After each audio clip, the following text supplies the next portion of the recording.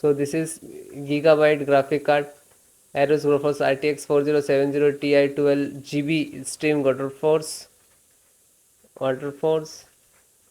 So this is your graphic card. Let's check the deep specifications of your graphic card.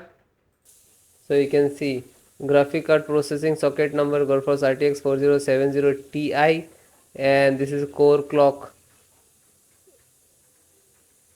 2700 megahertz, and reference card 2610 megahertz, and CUDA core 7680, memory clock speed 21 GB per second, memory size 12 GB, and memory type GDDR6X, memory bus 192 bit, bus PCIe. So this is connect to your graphic card, which is socket required PCIe 4.0, and this is max resolutions, display resolutions, maximize display resolutions 7680 into 4320,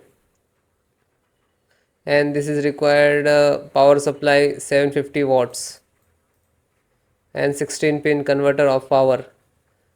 4 port this graphic card, 3 DP port and 1 HDMI, 3 1.4A and HDMI 2.1A.